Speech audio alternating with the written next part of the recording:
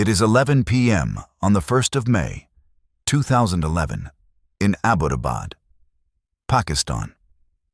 A clear night.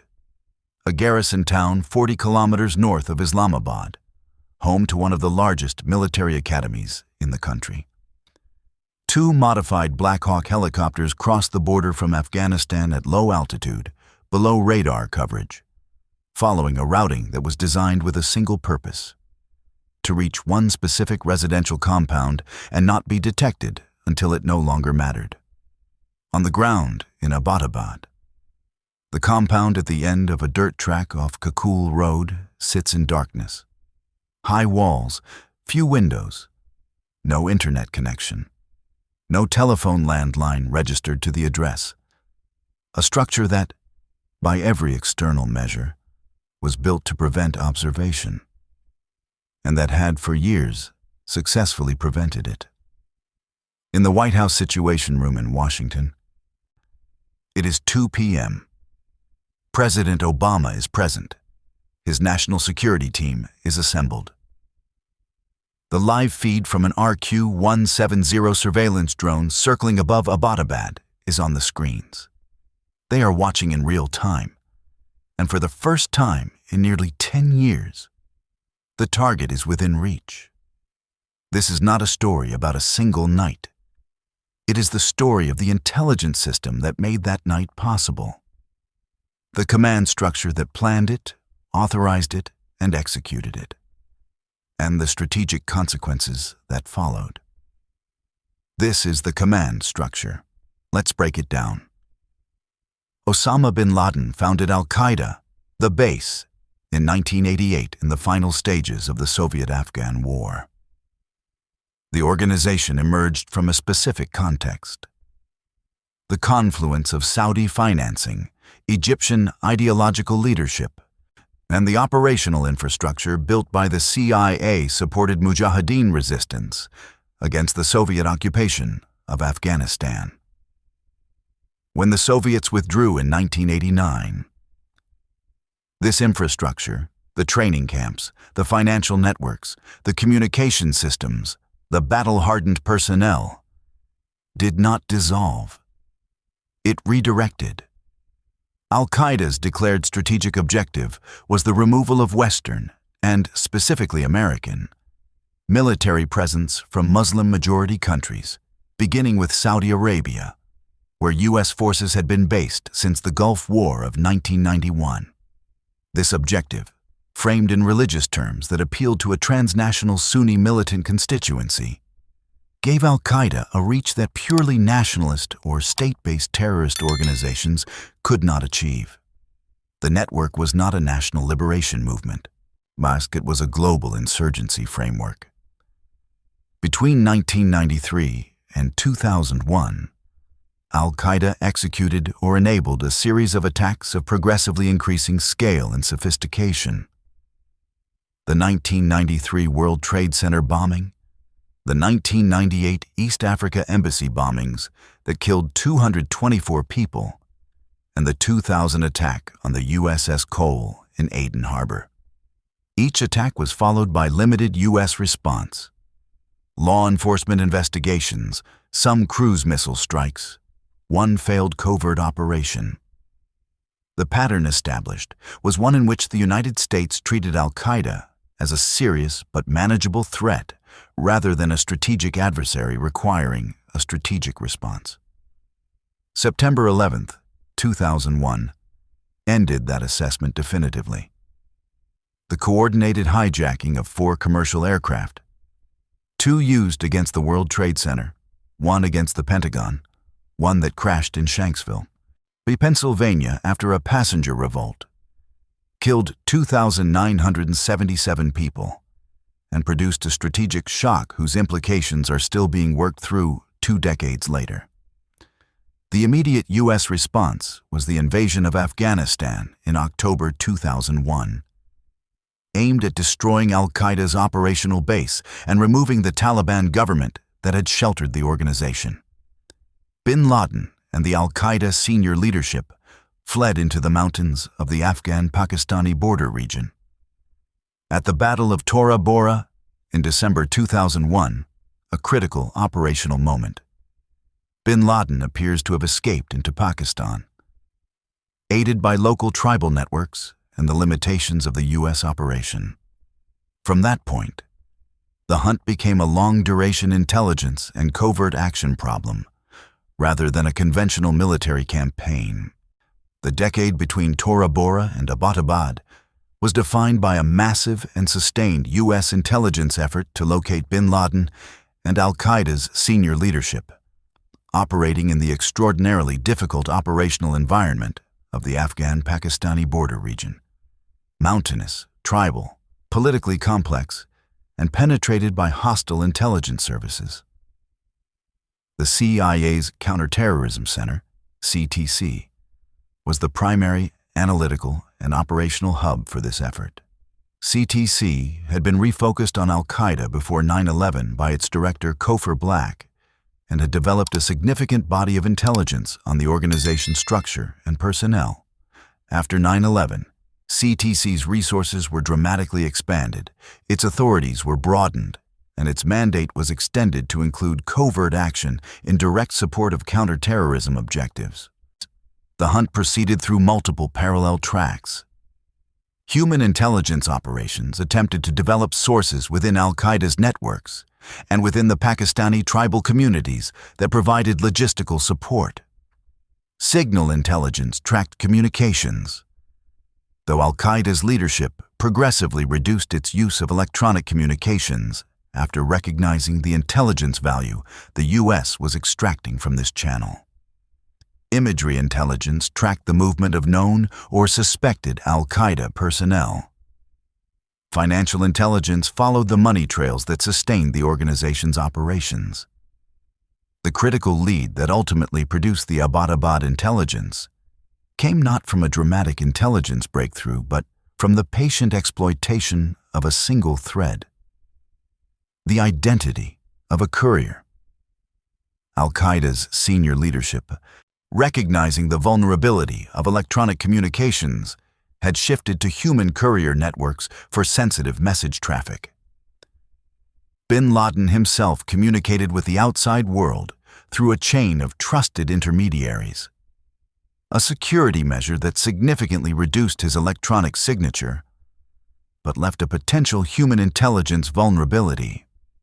Detainee reporting from multiple individuals captured in Pakistan and Afghanistan and subjected to interrogation had, over several years, produced partial and fragmentary references to a courier operating under the alias Abu Ahmed al-Kuwaiti. The significance of this figure was not immediately apparent. It was assembled through the cross-referencing of multiple reporting threads, the identification of inconsistencies in detainee statements about him, individuals who claimed not to know al-Kuwaiti in terms that suggested they were deliberately minimizing his significance. And gradually, over years of analytical work, a picture emerged of an individual with unusually close access to bin Laden's inner circle.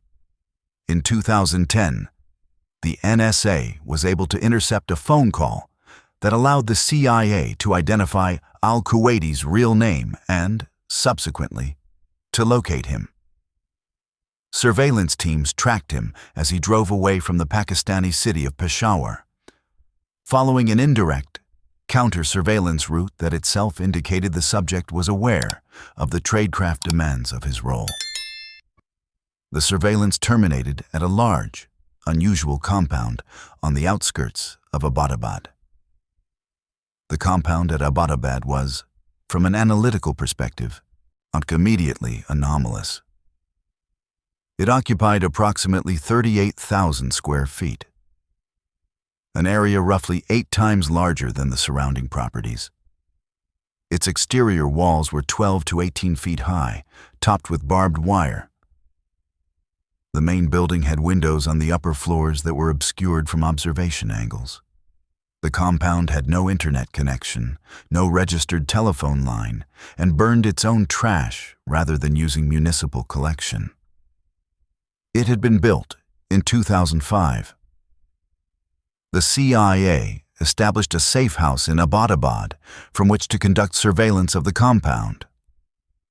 The surveillance effort, which ran for approximately 8 months before the operation, was designed to answer a specific analytical question: who was living in the compound, and was one of them bin Laden? The analysis produced a pattern-of-life picture that was remarkable and frustrating in equal measure. A third-floor figure, referred to internally as the pacer, because he was observed walking in the compound's small courtyard area for extended periods, a habit associated with long-term house arrest or confinement, was identified as the probable resident of the most protected part of the structure. The height estimates derived from surveillance imagery were consistent with bin Laden, who was known to be tall, approximately 6 feet 4 inches. But the surveillance was never able to produce definitive visual identification. The compound had other characteristics consistent with a high-value protective security environment. Multiple families in residence, a pattern associated with Al-Qaeda's practice of surrounding principal figures with trusted associates and their families. No resident with a visible professional activity that would justify the compound's scale, and the physical construction of the building itself, which suggested deliberate design against surveillance rather than merely typical residential privacy. The CIA's analysts assessed, at the time of the briefing to the White House, that there was a 40 to 60% probability that bin Laden was in the compound. Some analysts assessed higher, some assessed lower. The honest answer was that the intelligence, while compelling, was circumstantial. There was no signals intelligence confirming bin Laden's presence. There was no definitive human intelligence from a source who had been inside the compound. What there was a pattern of evidence that, taken together, pointed strongly toward the hypothesis, but could not prove it. Bin Laden's survival for nearly 10 years after Tora Bora was not accidental. It was the product of a deliberate and rigorously maintained personal security system. The core elements of this system were geographic isolation. The Abbottabad compound was in a densely populated garrison town, which provided cover for status but also reduced the likelihood of casual observation. Communications discipline. No electronic devices were used inside the compound. All external communication passed through the courier chain, a human security. The compound was occupied only by trusted associates and their families, with no domestic staff who were not trusted insiders. Physical security. The high walls, limited windows, and internal barriers between the main building and the guest quarters created layered access control. The choice of Abbottabad as a location was itself a security calculation. A man hiding in a remote mountain village invites the question of why he is there. A man living in a substantial compound in a prosperous Pakistani garrison town, in a neighborhood also occupied by retired military officers, invites far less strategic scrutiny, at least until the compound itself becomes anomalous. The logic of hiding in plain sight, which is distinct from hiding in isolation, was central to bin Laden's long-term survival. The protective security environment also included the structural ambiguity of bin Laden's relationship with Pakistani state and intelligence organs. The proximity of the compound to the Pakistan Military Academy at Kakul, approximately 1 kilometer, was a fact that generated intense speculation about whether elements of the Pakistani establishment had facilitated bin Laden's residence in Abbottabad. This question was never definitively resolved, and the ambiguity it created was itself a security asset, a target protected by the possibility that action against him would produce a crisis with a nuclear-armed ally. The CIA's role in Operation Neptune Spear extended from initial intelligence development through final operational planning. The Counterterrorism Center, and specifically its Al-Qaeda Analytical Unit, sometimes referred to internally as Alex Station. Though by 2011, the organizational structure had evolved considerably from its original form, had maintained continuous analytical focus on bin Laden's location and the courier network. The CIA's director at the time of the operation was Leon Panetta, a former congressman and White House chief of staff with no intelligence background, whose role was primarily as a principal in the policy and decision-making process, rather than as a technical intelligence officer. Panetta was a strong advocate for action once the Abbottabad compound was identified as a high-probability bin Laden location, and his consistent support for the raid option in NSC deliberations was a significant factor in the decision-making process. Below the director level, the operational leadership of the CIA's counterterrorism mission was in the hands of professionals who had spent years, in some cases, on the bin Laden account. The institutional memory of the CTC was substantial. It included individuals who had been tracking bin Laden since before 9/11. This institutional continuity was both an asset and, in some analytical assessments, a potential source of cognitive bias.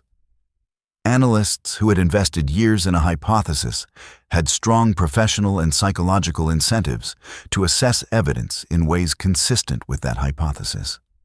The CIA's operational planning contribution to Neptune Spear included the detailed compound mapping, the pattern of life analysis, the assessment of Pakistani military response times and capabilities, and the development of a cover story for the operation that could be maintained in the event of a publicly visible incident in Pakistani airspace.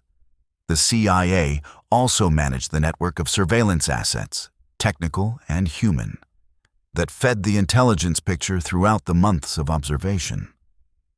The decision to execute Operation Neptune Spear was made through the U.S. National Security Council process, the formal deliberative body that brings together the President, the Vice President, the Secretaries of State and Defense, the Chairman of the Joint Chiefs of Staff, the Director of National Intelligence, the CIA Director, and other senior officials depending on the topic.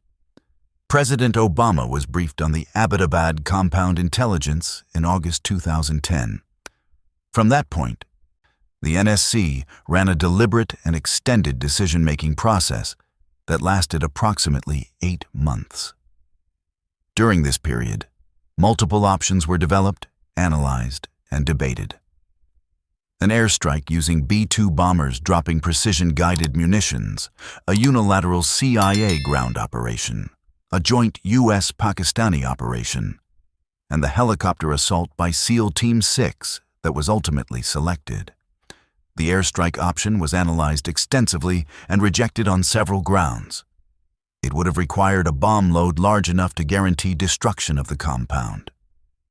Estimates suggested up to 32 2,000-pound bombs, which would have been catastrophic for the surrounding residential area and would have produced mass civilian casualties that were politically and morally unacceptable.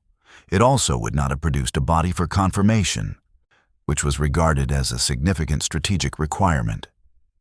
Any claim that bin Laden had been killed in an airstrike that left no identifiable remains would have been met with sustained skepticism. The joint operation with Pakistan was rejected on the grounds that Pakistani foreknowledge of the operation would compromise it. The U.S. intelligence community's assessment was that elements of Pakistan's Inter-Services Intelligence, ISIGSU, had, at a minimum, been negligent in monitoring bin Laden's presence and might, at worst, have actively facilitated it. Any operation that required ISI coordination carried an unacceptable risk of compromise.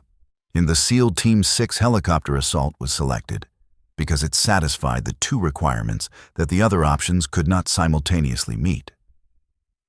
It offered the possibility of confirmation through visual identification and DNA testing, and it limited collateral damage to the compound and its immediate vicinity. It was also the option with the highest operational risk for the U.S. personnel involved. a fact that President Obama acknowledged and accepted when he gave the final authorization.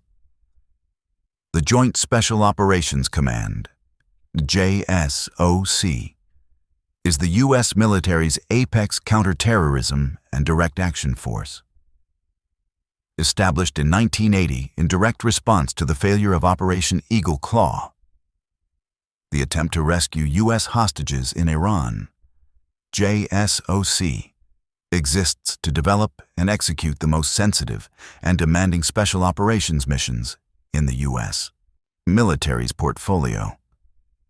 JSOC's primary assault elements are Delta Force, the Army's Tier 1 Direct Action Unit, formerly known as the 1st Special Forces Operational Detachment Delta, and SEAL Team 6, formerly known as the Naval Special Warfare Development Group, or DEVGRU.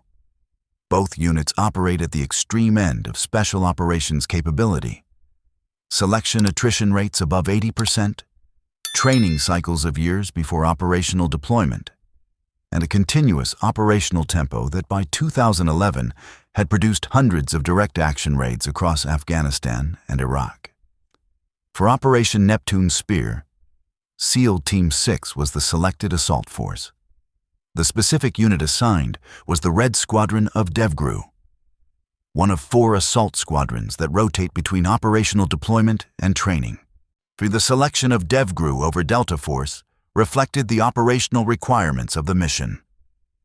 The helicopter approach over mountainous terrain at night, the compound assault and the extraction, and the specific capabilities and recent operational experience of DEVGRU's assault squadrons.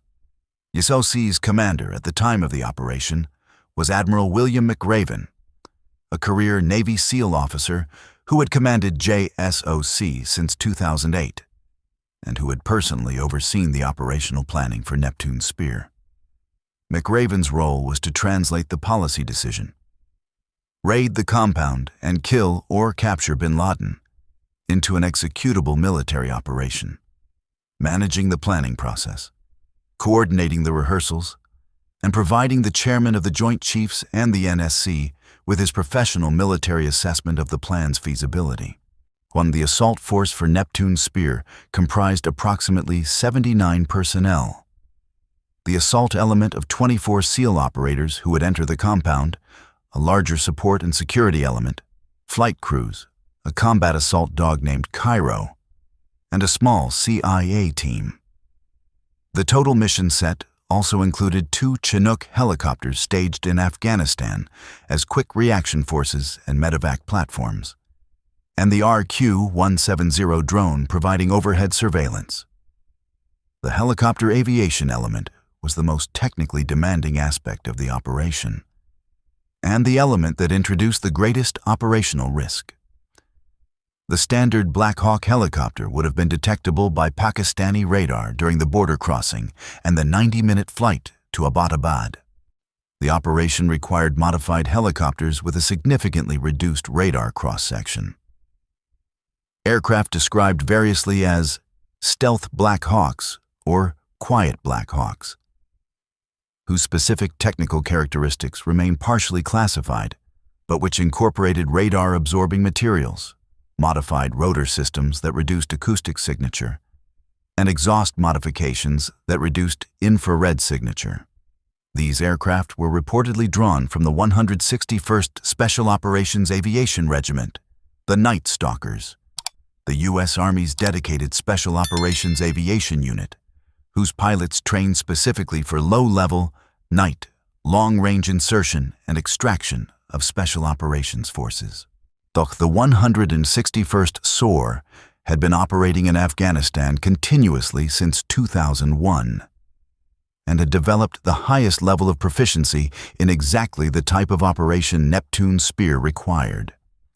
The flight plan was constructed to minimize exposure to Pakistani radar by routing through valleys and terrain features that masked the aircraft from ground-based radar. The aircraft flew without lights. Navigation was entirely reliant on the pilot's night vision systems and GPS. The entire flight from the Afghan-Pakistani border to Abbottabad, approximately 160 kilometers, took approximately 90 minutes at low altitude. Pakistani airspace penetration without notification was a sovereign violation of Pakistani territory.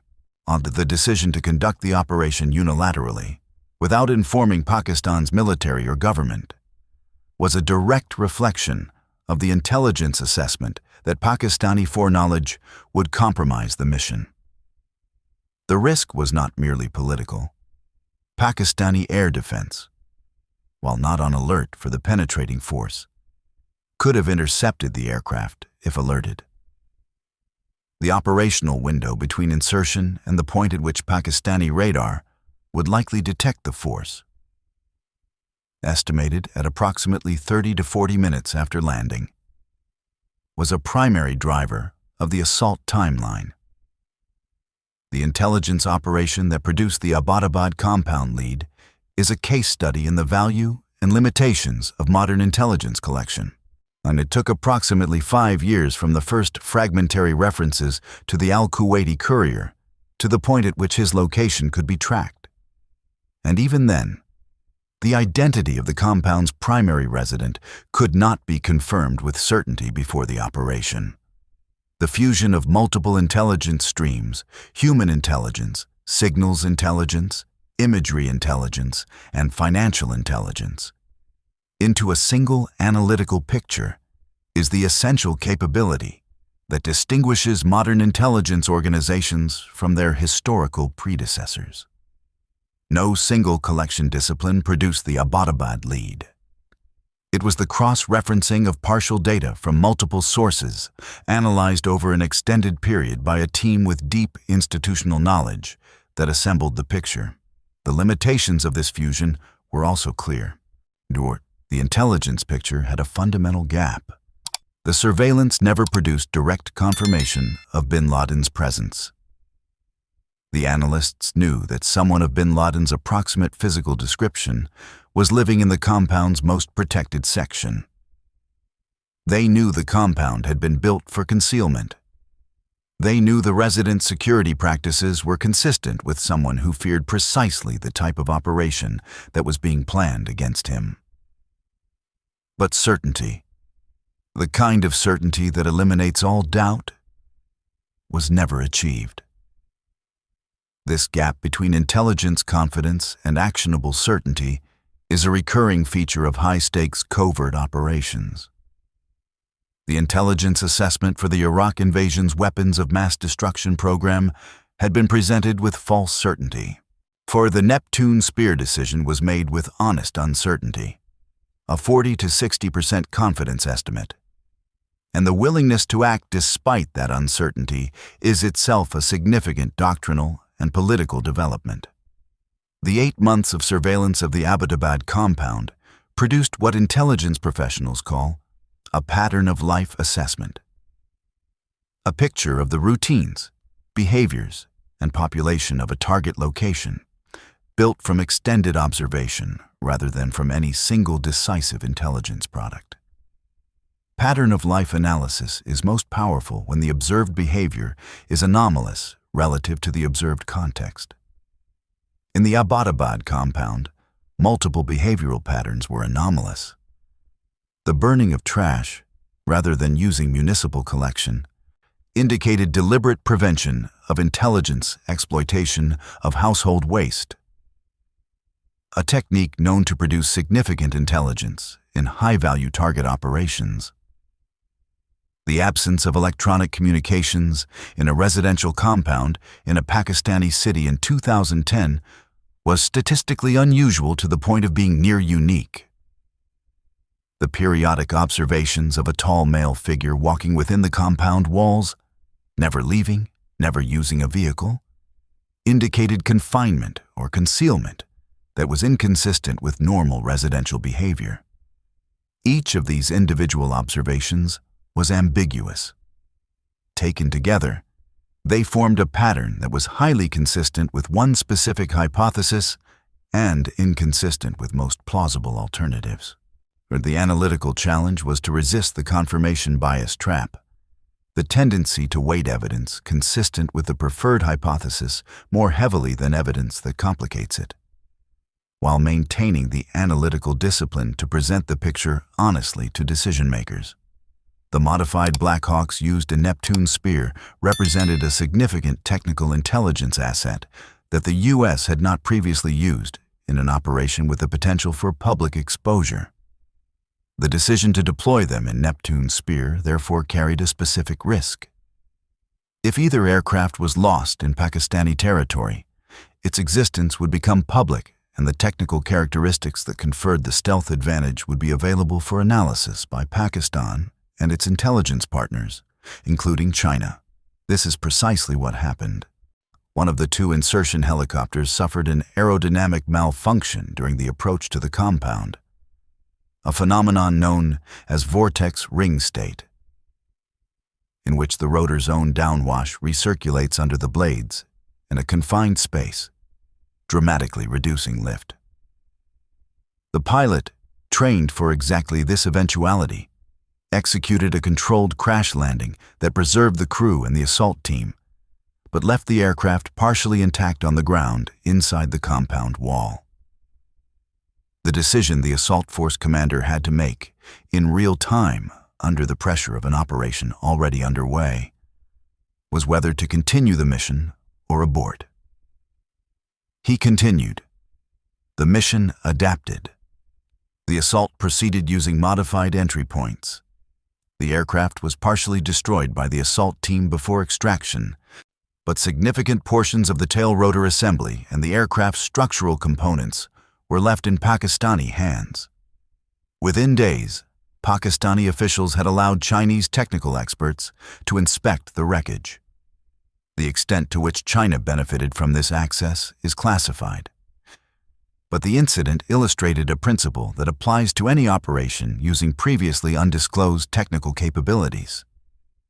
The operational benefit of those capabilities must be weighed against the intelligence cost of their potential exposure. Operation Neptune Spear was conducted under a command and control architecture that reflected the specific demands of a sensitive compartmented operation in a potentially hostile political environment. The operational command chain ran from the assault team commander at the compound, through the mission commander airborne above in a command aircraft, through McRaven at a forward headquarters in Jalalabad, Afghanistan, to the National Command Authority, the President, in the White House Situation Room. Each link in this chain was connected by secure satellite communications and by the live drone feed that gave every level of the chain near simultaneous situational awareness. The live feed from the RQ-170 drone overhead provided the White House with a view of events at the compound as they developed. This real-time visibility created a specific command and control dynamic. The National Command Authority, the President and his national security team, had direct observation of the operation as it executed without having operational control. The distinction between observation and control is important. Obama and his team could see what was happening. They could not meaningfully intervene in tactical decisions at the speed at which those decisions were being made. This dynamic, civilian leadership with full situational awareness, but no effective tactical control, observing an operation they had authorized but cannot modify in real time, is the defining feature of modern special operations command and control. It places a premium on the quality of pre-operation planning, the depth of rehearsal, and the judgment of the assault force commander and operators, who are the only people with the information and the physical presence to make the moment-by-moment decisions the operation requires. The Abbottabad compound presented specific tactical challenges that shaped the assault plan. The compound consisted of a main 3-story building, a guest house, and a separate outbuilding, surrounded by the high exterior walls. The main building had internal barriers, metal gates blocking access between floors that would need to be breached. The original plan called for one helicopter to fast rope the assault team onto the roof of the main building, while the other hovered outside. The failure of the first helicopter required the assault to proceed from ground level, a slower and more complex approach that nonetheless succeeded because the assault team had rehearsed multiple contingency approaches during their extensive pre-mission training. The ground-level approach proceeded through the compound's outer structure, clearing the guest house first, then breaching into the main building. Each floor required breaching of the metal barriers, accomplished using explosive charges, meant the deliberate, methodical clearance of each floor, moving from ground floor through to the third floor where bin Laden was located. Took approximately 38 minutes from the first touchdown to the confirmation of bin Laden's death. The compound's other residents were encountered during the clearance. Bin Laden's courier, Abu Ahmed al-Kuwaiti, was killed near the guest house in the initial phase. One of bin Laden's sons was killed on an upper floor. The women and children in the compound were restrained but not harmed. The assault team was operating under rules of engagement that specified lethal force against adult males in the compound who presented a threat, a standard that produced the outcomes described. The operational precondition for Neptune Spear was assembled over approximately 8 years of intelligence work, beginning with the fragmentary references to the al-Kuwaiti courier that emerged from the earliest post-9/11 detainee reporting. The interrogation program, which included enhanced interrogation techniques applied to high-value detainees at CIA black sites, produced some of the partial references to al-Kuwaiti. The question of whether those specific references could have been obtained through legal interrogation methods became a significant post-operation political controversy. What is analytically clear is that the al-Kuwaiti lead was assembled from multiple sources, including conventional interrogation reporting, signals intelligence, and analytical inference from behavioral patterns, not from any single source. By 2007, the CIA had identified al-Kuwaiti's alias and assessed his likely proximity to al-Qaeda's senior leadership. By 2010, Signals Intelligence had identified his real name. The surveillance team that tracked him from Peshawar to Abbottabad in 2010 was following a target that had been the subject of continuous analytical attention for approximately 5 years. The CIA's initial assessment upon identifying the Abbottabad compound was that it merited sustained surveillance.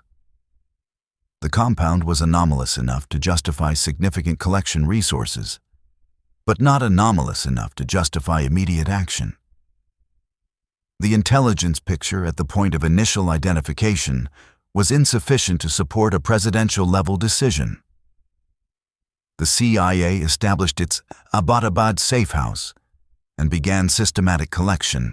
The signals collection confirmed the absence of electronic communications from the compound, itself a data point consistent with a disciplined security environment. Imagery collection from various platforms built the physical picture of the compound's layout, its occupant patterns, and the behavior of the individuals within it. The identification of the pacer, the tall male figure observed walking in the courtyard, was reported to CIA leadership in late 2010. Physical measurements derived from imagery analysis produced height estimates in the 6'4" range. Combined with the established courier connection, the CIA began assessing the compound as a possible bin Laden location. The NSC deliberation process was conducted under strict compartmentalization, when the existence of the Abbottabad intelligence lead was known to a limited number of senior officials. The deliberate restriction of the knowledge pool was itself a security measure. Every additional person aware of the intelligence lead was a potential source of compromise. The NSC considered all viable options between January and April 2011. The airstrike option was analyzed in detail. The Air Force developed targeting packages for the compound using B-2 bombers and precision-guided munitions. The assessment concluded that a strike large enough to ensure destruction of the main building would also destroy much of the surrounding compound and potentially damage adjacent structures. More critically, an airstrike would leave no recoverable remains for DNA identification. The SEAL Team 6 helicopter assault option was developed in detail by JSOC under McRaven's direction. The plan included extensive analysis of Pakistani military response times, the nearest Pakistani army units, their alert status, the time required to scramble intercepting aircraft, and concluded that the operation could be executed within a window that, while tight, was operationally feasible if the insertion and assault were executed at maximum speed. President Obama held a final NSC meeting on April 28th. His national security advisors were divided on whether to proceed. Vice President Biden counseled further intelligence collection. Secretary of Defense Robert Gates initially favored the airstrike, but was persuaded by the confirmation problem. Obama made his decision.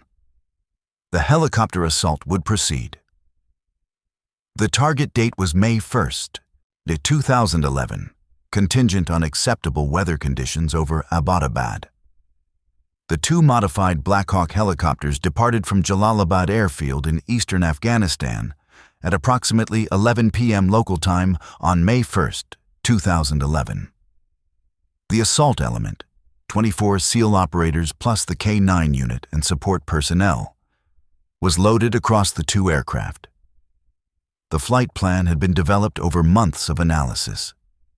The route crossed the Afghan-Pakistani border at a point selected for its distance from known radar coverage, routing through the Kunar Valley and then northwest toward the Hazara region of Pakistan. The terrain following flight profile, essentially flying as low as possible to use the mountains and hills as masking, required extreme precision from pilots operating on night vision systems at low altitude in mountainous terrain. The aircraft flew without transponders and without any electronic emissions that would indicate their presence to Pakistani air traffic control or military radar. The flight to Abbottabad took approximately 90 minutes. Pakistani military radar does not appear to have detected the aircraft during the insertion phase. A function of the stealth modifications, the terrain following flight profile, and the absence of Pakistani alert status. At the Afghan forward staging base, two Chinook helicopters were on standby as the quick reaction force, ready to launch if the assault force needed reinforcement or if a second aircraft went down. The Chinooks represented the contingency capability.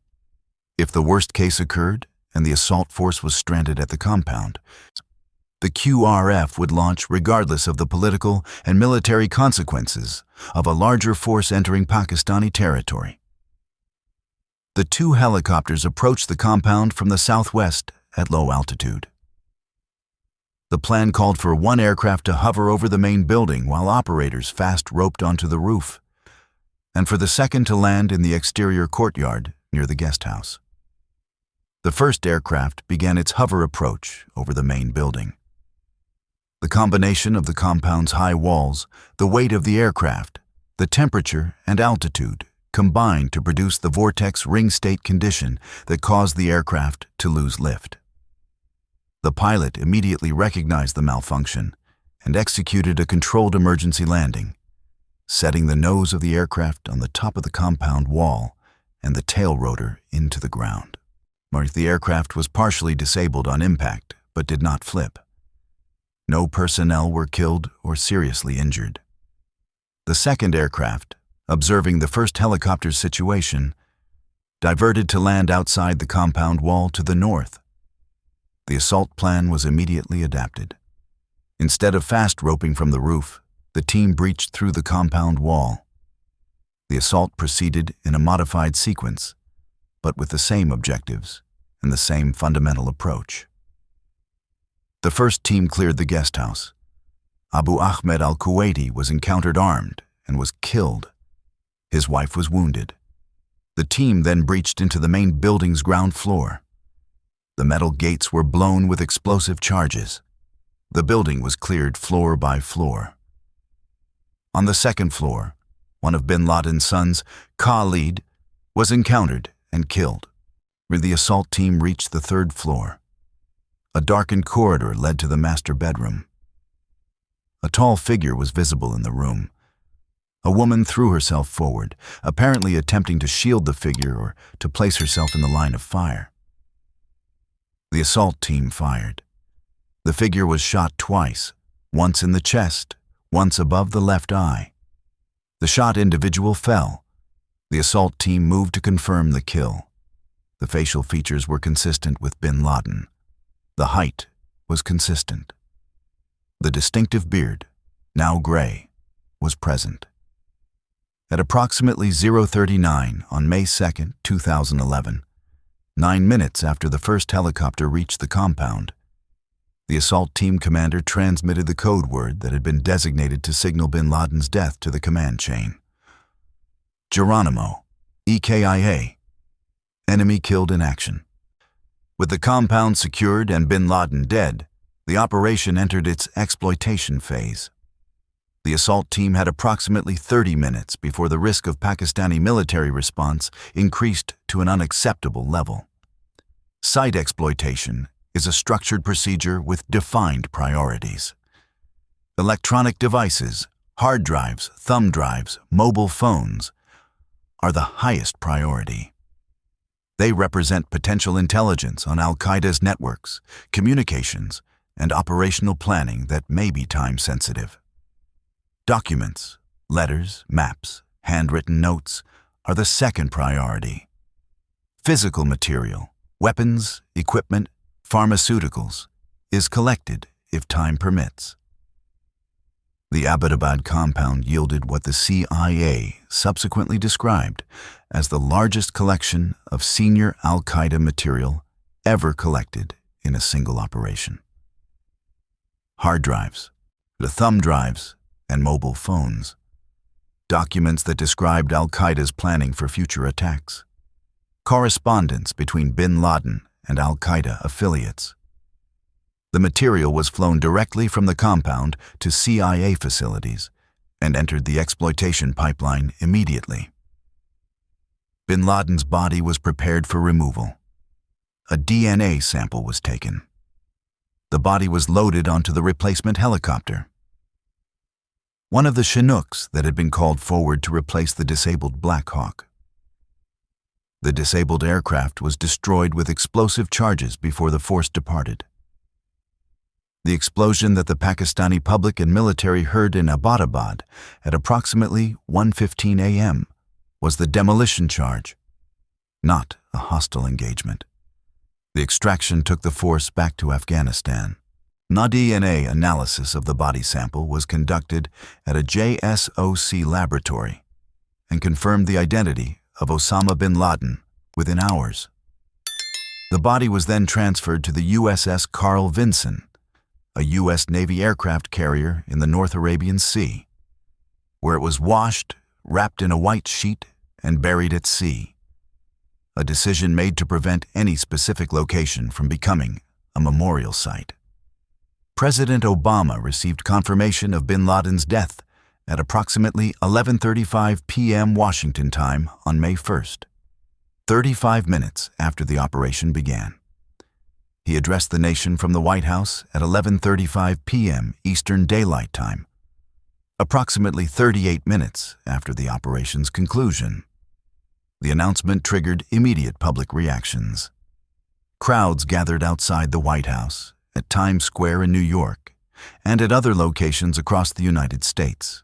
The reaction reflected the symbolic weight of a moment that had been anticipated for nearly 10 years. Pakistan's government learned of the operation from the U.S. announcement, not from prior notification.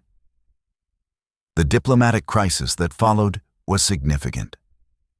Pakistan's military was publicly embarrassed by the demonstration that U.S. forces had operated for 38 minutes in Pakistani territory without detection or interdiction. The Pakistani government demanded explanation. The U.S. expressed regret for the failure to provide prior notification while defending the operational necessity of the decision. The killing of bin Laden was not the end of al-Qaeda or of the global Salafi jihadist movement that al-Qaeda had helped catalyze.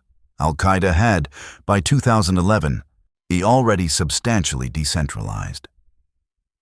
The organization that attacked the United States in 2001 had evolved into a network of affiliated organizations with varying degrees of operational independence, connected more by ideology and brand than by the tight hierarchical command structure of the early years. The Islamic State, which had emerged from al-Qaeda in Iraq, was by this point already developing the organizational autonomy that would lead it to openly declare a caliphate in 2014 and to come into direct competition with al-Qaeda as the dominant organizational expression of global jihadism. Bin Laden's removal did, however, produce specific operational effects. The Abbottabad material exploitation revealed the extent to which bin Laden had remained operationally engaged. He was not merely a symbolic figurehead, but an active correspondent with al-Qaeda affiliates, involved in planning and personnel decisions. His death removed this specific individual from the organizational equation and disrupted the specific communication threads that had connected him to the broader network. The more significant strategic effect was on the global jihadist movement's momentum and coherence. Al-Qaeda's narrative power, its ability to present itself as successfully fighting the world's sole superpower, was diminished by the demonstration that its founder and most recognizable figure could be hunted down and killed in his own home. The symbolic dimension of the killing, however uncomfortable to analyze directly, was real and substantial. The U.S.-Pakistan relationship, already severely strained by years of friction over Pakistan's support for Taliban elements in Afghanistan, the Raymond Davis incident in Lahore earlier in 2011, and the persistent U.S. drone strike program in Pakistan's tribal areas, entered a new phase of dysfunction after the Abbottabad operation. The questions that Abbottabad raised about Pakistan's knowledge of bin Laden's presence were never definitively answered, and probably cannot be.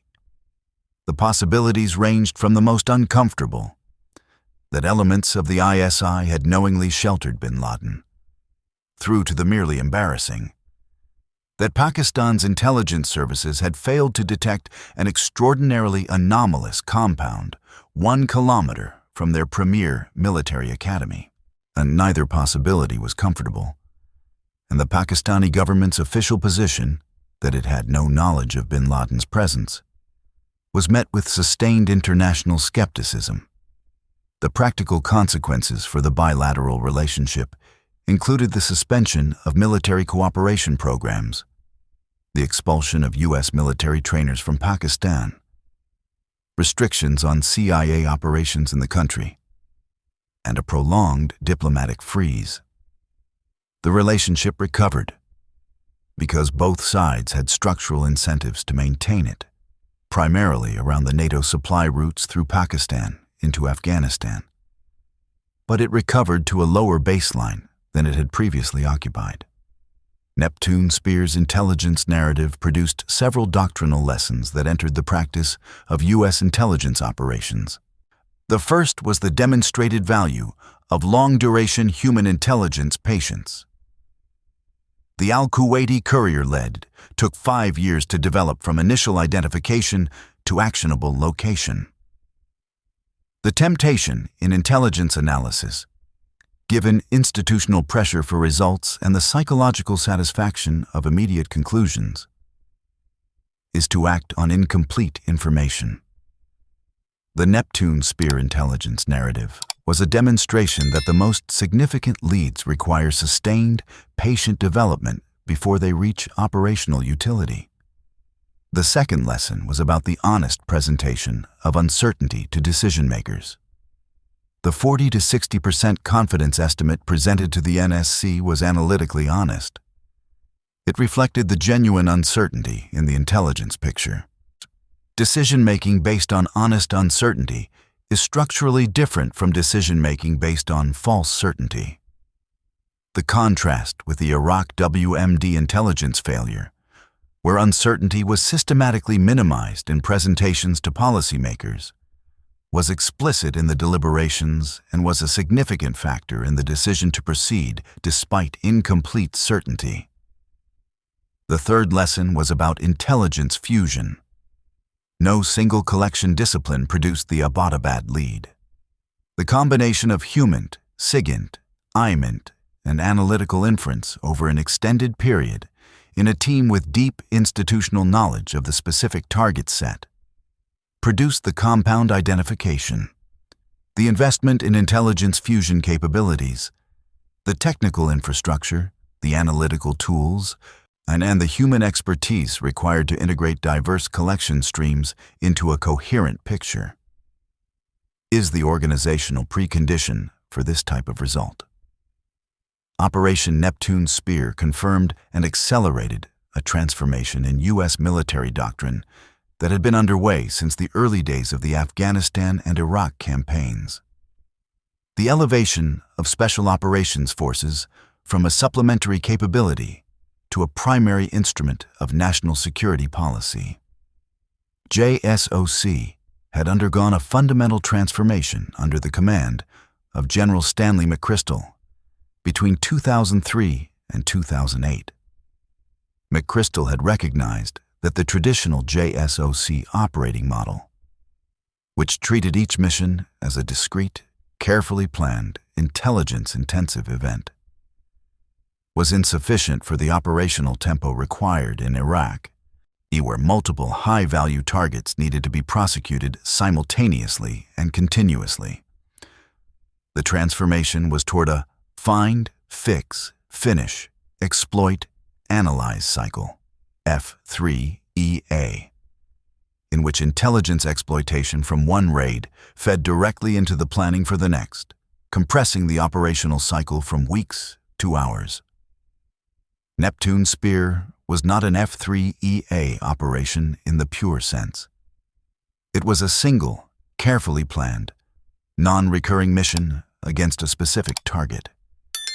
But the capabilities that made it possible, the fusion of intelligence and operations, the integration of CIA and JSOC, the rehearsal fidelity, the command and control architecture, were products of the transformation that McChrystal had driven. The operation demonstrated that Special Operations Forces, properly resourced and properly integrated with intelligence agencies, could execute operations of strategic significance with tactical precision. The Neptune Spear decision is a significant case study in presidential decision-making under uncertainty. Obama's decision to authorize the raid, against the advice of some of his senior advisors, against the recommendation of at least one former CIA director who favored more collection, and in the face of a 40 to 60% confidence estimate, reflected a specific type of strategic judgment. The judgment was this: the option with the most information value, the helicopter raid that could produce a body and a DNA confirmation, was also the option with the highest immediate risk to U.S. personnel. The option with the lowest risk to U.S. personnel, an airstrike, produced the least information value and the most collateral damage, and the strategic weight of definitively eliminating bin Laden, both the operational and symbolic effects, was sufficient to justify accepting the personnel risk. This calculus was not guaranteed to be correct. If the compound's primary resident had not been bin Laden, if the intelligence had been wrong, the operation would have killed a Pakistani family in their home, destroyed a Pakistani city's peace, severely damaged U.S.-Pakistan relations, and consumed enormous political capital for zero strategic return. The decision was made with full awareness of this possibility. The president accepted the risk. This is the structure of hard decisions, not certainty, which is rarely available, but the honest assessment of probability, the honest evaluation of risks and returns across all options, and the willingness to accept responsibility for outcomes that cannot be fully controlled. That is what happened in the White House Situation Room in April 2011. And it is, ultimately, what governance in conditions of strategic uncertainty requires. Operation Neptune Spear is remembered primarily as the night Osama bin Laden was killed. The imagery of the White House Situation Room, Obama and his national security team watching the live feed, frozen in focus, became one of the defining photographs of the Obama presidency. But the analysis that matters is not about that night. It is about the system that made that night possible. The system included 5 years of patient intelligence development focused on a single courier. It included the institutional memory of the CIA's Counterterrorism Center, as built over more than a decade of continuous focus on a single target set. It included the transformation of JSOC from a contingency capability into an operational machine capable of executing complex missions at high speed and high fidelity. It included the development of the stealth helicopter capability that made the Pakistani airspace penetration possible. It included the 8 months of surveillance that built the pattern of life picture that made the assault plan viable.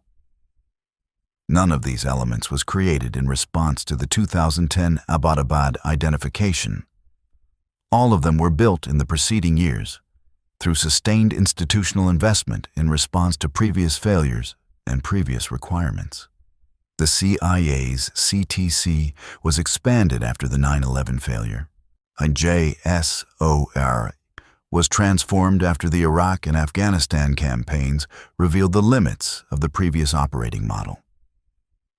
The stealth helicopter was developed as a technical requirement identified by years of sensitive operations in denied airspace. The intelligence failure of September 11, 2001, produced an institutional response across the intelligence community, the military, and the special operations enterprise that, 10 years later, created the conditions for a very different outcome. Systems learn. When they are allowed to learn honestly, when failures are analyzed and corrected rather than minimized, the capability they produce at the end of that process is qualitatively different from what existed at the beginning. Structures shaped what was possible. Intelligence fusion, special operations capability, presidential decision architecture, and the patient accumulation of years of work all converged on a single compound in a Pakistani garrison town on a clear night in May 2011. And what was possible was used. You have been watching The Command Structure. Subscribe if you think in systems.